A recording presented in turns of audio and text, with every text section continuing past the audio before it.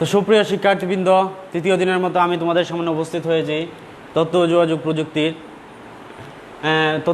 প্রযুক্তি নিয়ে। আজকে আশা রাখি তোমরা ভালোই আছো। আমাদের পূর্বের ক্লাসগুলি হয়তো উপভোগ করেছ। আর ওই ক্লাসগুলিতে তোমরা কোনো কিছু যদি বুঝতে না পারো তা আমাদেরকে অবশ্যই জানাবে। আমরা বোর্ডে ফোন নাম্বার দিয়েছি এবং কমেন্টসে জানিয়ে দিবে যে স্যার এরকম বললে হয়তো ভালো হয়, উপকৃত হবে। কারণ আমাদের ক্লাসগুলি হলো তোমাদের বোঝার জন্য। আচ্ছা, আমরা আছি কোথায় আছি? আমরা আছি বিশ্বগ্রামের উপাদানসমূহ। গত ক্লাসে তোমাদেরকে পড়িয়েছি বিশ্বগ্রাম প্রতিষ্ঠার উপাদানসমূহ। আজকে আসছি বিশ্বগ্রামের উপাদানসমূহ। কি বলছিলাম যে প্রত্যেকটা বিষয়েরই কিছু উপাদান থাকে। যেমন হিউম্যান বডি, তা মানুষের কিছু উপাদান থাকে।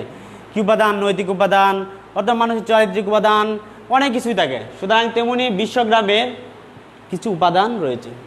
তার ভিতর গুরুত্বপূর্ণ উপাদানগুলি আমি পয়েন্ট আউট করে তোমাদের সামনে বোঝার জন্য তুলে ধরব। এক হলো টেলিকনফারেন্সিং। টেলিকনফারেন্সিংটা কি? টেলিকনফারেন্সিংটার সাথে তোমরা অনেকেই হয়তো নিজেরা করেছ। যেমন আমরা মোবাইলের মাধ্যমে যে অডিও কনফারেন্সিংটা করি, এটাই সাধারণত টেলিকনফারেন্সিং। অর্থাৎ ভৌগোলিক দূরত্বে অবস্থান করে দুইয়ের অধিক ব্যক্তি যদি কোনো একই বিষয় নিয়ে অডিও মাধ্যম ব্যবহার করে তাকে বলা হয় অডিও কনফারেন্সিং, টেলিকনফারেন্সিং। আবার বলতেছি, ভৌগোলিক দূরত্বে অবস্থান করেও টেলি মাধ্যম ব্যবহার করে দুইয়ের অধিক ব্যক্তি যদি কোনো একটা বিষয় নিয়ে একত্রে আলোচনা করতে পারে তাকে বলা হয় টেলিকনফারেন্সিং। অর্থাৎ মনে করো মাদ্রাসায় প্রিন্সিপাল স্যার, তুমি বাড়িতে, আর হয়তো তোমার ভর্তি নিয়ে কোনো সমস্যা, ওইদিকে হয়তো আমাদের ফয়েজ স্যার, তিনজনে একটা বিষয়ে আলোচনা করলে। কোথায়? তুমি বাড়িতে, স্যার মাদ্রাসায়, ফয়েজ স্যার হয়তো ওনার বাসায়। এইভাবে যে একটা আলোচনা, এটাকে কি ব্যবহার করে? টেলি মাধ্যম ব্যবহার করে। এটাই হলো টেলিকনফারেন্সিং।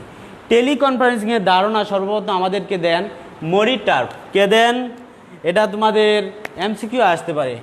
টেলিকনফারেন্সিংয়ের সর্বপ্রথম ধারণা দেন মরিস টার্ফ।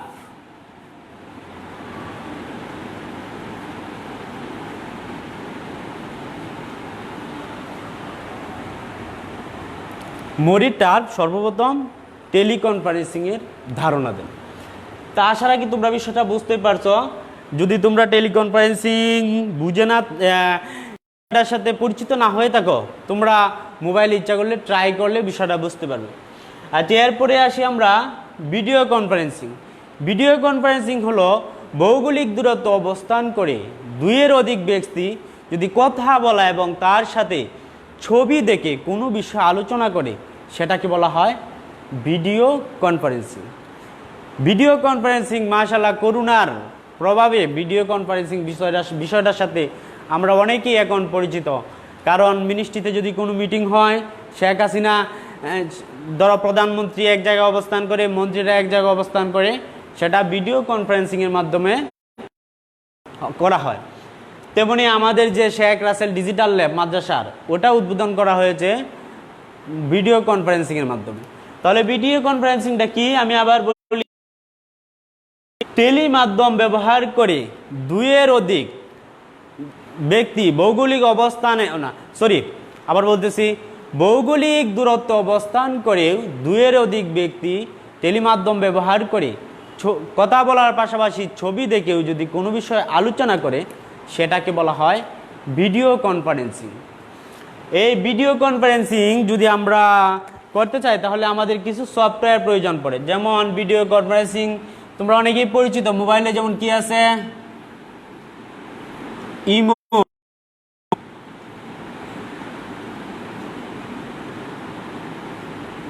হোয়াটসঅ্যাপস,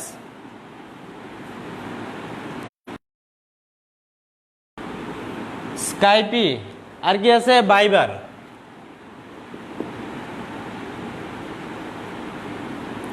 এই অ্যাপসগুলির মাধ্যমে আমরা ভিডিও কনফারেন্সিং করতে পারি। এইগুলো হলো ভিডিও কনফারেন্সিংয়ের জন্য এই অ্যাপসগুলি তোমার মাস্ট বি প্রয়োজন, এগুলো লাগবেই। এরপরে আসি আমরা রিজার্ভেশন সিস্টেম। রিজার্ভেশন সিস্টেমটা হলো ইলেকট্রনিক পদ্ধতিতে যদি বিমান, তারপরে ট্রেন, বাসের সিট বুকিং দেওয়ার পদ্ধতিটাকে বলা হয় রিজার্ভেশন সিস্টেম। কি ইলেকট্রনিক পদ্ধতিতে আসন বিন্যাসটাকে বলা হয় রিজার্ভেশন সিস্টেম। সাপোজ তুমি এখান থেকে ঢাকা যাবে, ওই ঢাকা যদি মাইজগাঁও স্টেশনে যেয়ে টিকিট কাটো, তাহলে সেটা কিন্তু সে এখান থেকে বসেই দেখে যে বা ট্রেনের কত নম্বর বগিতে কত নম্বর কম্পার্টমেন্টে সিট ফাঁকা আছে, সে তোমাকে ওইটা দিয়ে দেয়।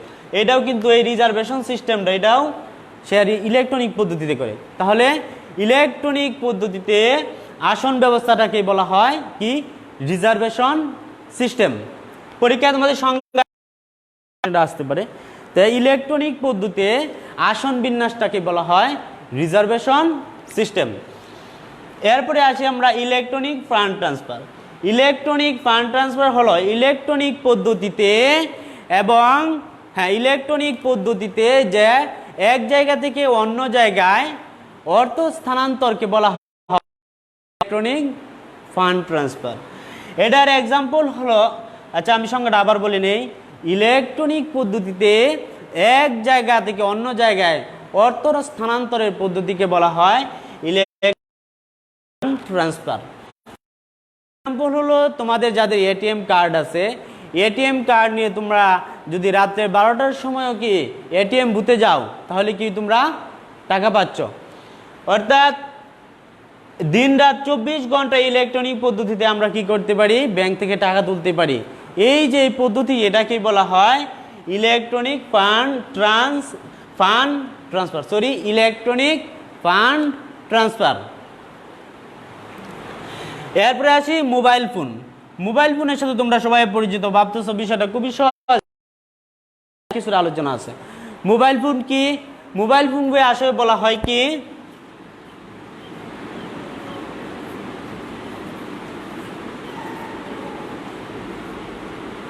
ভ্রাম্যমান ফোন। কিরকম? মোবাইল ফোনটা হলো, মোবাইল শব্দ অর্থ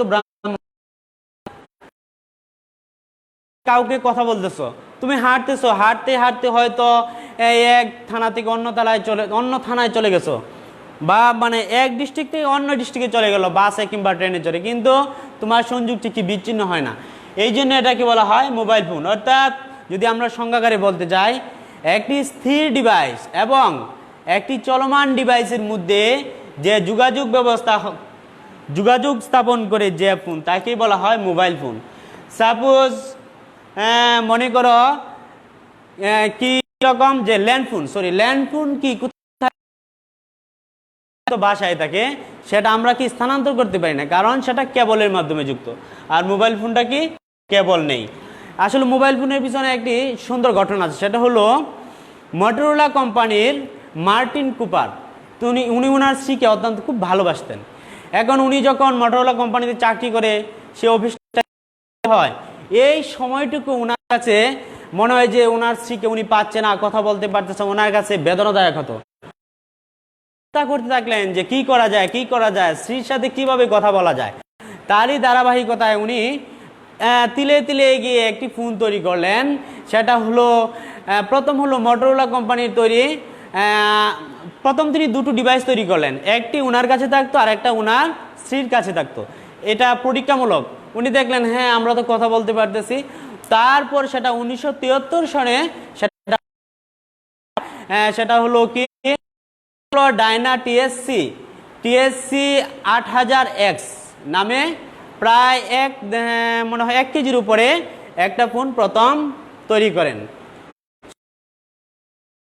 কে তৈরি করেছিলেন? পরীক্ষা তোমাদের আসতে পারে যে মোবাইল ফোনের উদ্ভাবককে মার্টিন কুপার। সর্বপ্রথম তৈরি হয় কত সালে? 1973 সালে। এরপরে আসি আমরা ইলেকট্রনিক মেলে আরেকটা নাম আছে কি ইমেল, সংক্ষেপে ইমেল।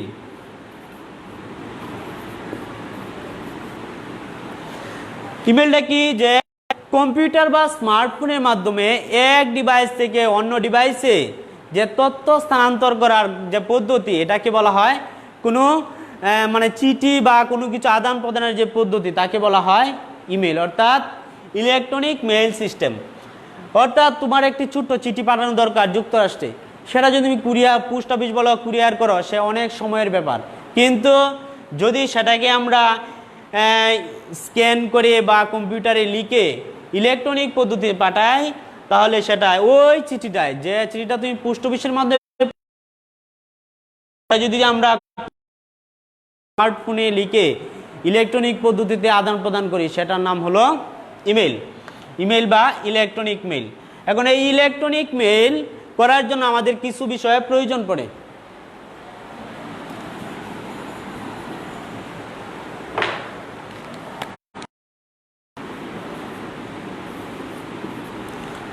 যেমন আমাদের চিঠি পাঠাতে কি প্রয়োজন পড়ে, ইমেল করার জন্য প্রথম হলো, 1 নম্বর হলো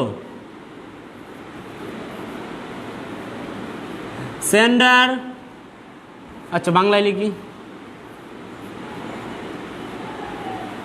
প্রাপক ও প্রেরকের আইডি। 2 নম্বর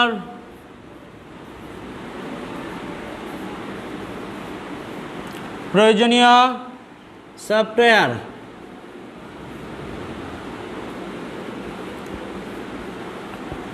3 নম্বর, আসলে 1 নম্বরে ছিল, আমি 3 নম্বরে লিখে ফেলছি, কি হলো সেটা হলো কম্পিউটার, স্মার্টফোন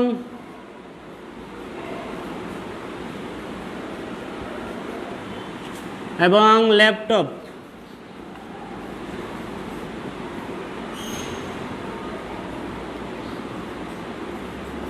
ল্যাপটপ এই ডিভাইসগুলির প্রয়োজন পড়ে। 4 নম্বর হলো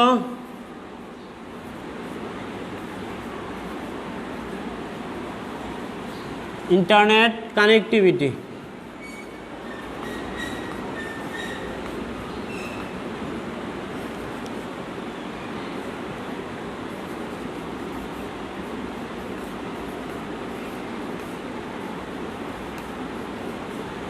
ইন্টারনেট কানেক্টিভিটি, এই বিষয়গুলি আমাদের প্রয়োজন পড়ে। আচ্ছা, ওইখানে একটি বিষয় বলে তোমাদেরকে বলতে মনে নাই, স্মার্টফোন। স্মার্টফোনের সংজ্ঞাটা তোমাদেরকে একটু দিয়ে দিই।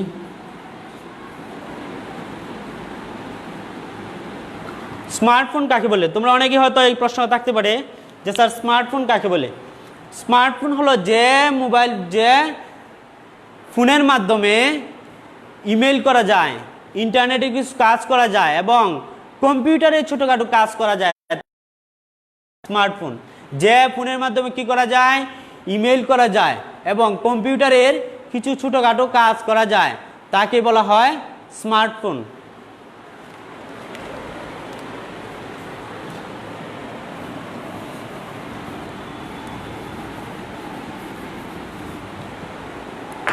তো সুপ্রিয় শিক্ষার্থীবৃন্দ, আজকের আমার আলোচনার বিষয় এটুকুই ছিল। তার ভিতর থেকে কোনো বিষয় যদি তোমাদের বুঝতে সমস্যা হয়, তাহলে অবশ্যই আমাদের ফোন নাম্বার আগেই বোর্ডে দেওয়া ছিল, সেই নাম্বারে ফোন করে কিংবা আমাদের কমেন্টস করে তুমি আমাদেরকে বিষয়গুলি জানাতে পারো।